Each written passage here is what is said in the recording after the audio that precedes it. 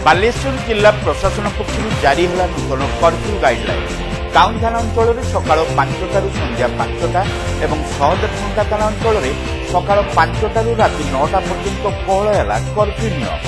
खोलिला school college, आरंभ है mobile internet सेवा। बालेश्वर सहर में सांप्रदायिक उत्तेजना जो गत 17 तारिख जिला प्रशासन पक्षर जारी रही कर्फ्यूर अवधि आउ 24 घंटा बढ़ा जाइछि। मात्र एही कर्फ्यू आईन को पर्यायक्रमे कोहल करा जाउथुबा बेले प्रशासन पक्षर जारी होइथिबा सद्य निर्देशनामा रे एहाकु आहुरी कोहल करा जाइछि। आसंता मंगलवार मध्यरात्रि पर्यंत बालेश्वर सहरर टाउन थाना और सहदेवखुंटा थाना अंचल रे कर्फ्यू जारी रहिबो बोली कहा जाइछि। तेबे टाउन थाना अंचल रे सकाळ 5टारू संध्या 5टा पर्यंत कर्फ्यू नियम को कोहल करा जाइछि। सेहीपरि सहदेवखुंटा थाना अंचल रे पूर्ववत सकाळ 5टारू राति 9टा पर्यंत कर्फ्यू कोहल पई निर्देश दिया जाइछि। दुई थाना अंचल रे 24 घंटा पई रात्रिकालीन कर्फ्यू जारी रहिबो बोली कहा जाइछि।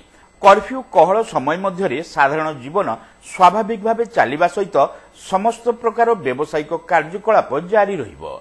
सोमवार ठारू समस्त स्कूल कॉलेज और अंगनवाड़ी केन्द्र खोलिथिबा बेले मंगलवार मध्य स्वाभाविक भावे यह चालू रहिबो। तेबे कर्फ्यू समय मध्य जनसाधारण को घर बाहरिबाकू बारण करा जाइछि। केवल अत्यावश्यक सेवा सहित जड़ित व्यक्ति माने बाहरी सेमानक कार्यधारा जारी रखिपारिबे। कर्फ्यू कोहल निर्देश मध्य पूर्वर बंद रही मोबाइल इंटरनेट सेवा को मंगलवार ठारू आरंभ करा जाइछि।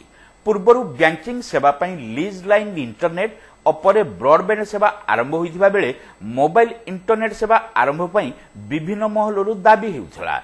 सहर रे क्रमागत भावे शांति श्रृंखला परिस्थिति को दृष्टि रखी मोबाइल इंटरनेट सेवा चालू करिबा पई एबे निष्पत्ति निया जाइछि।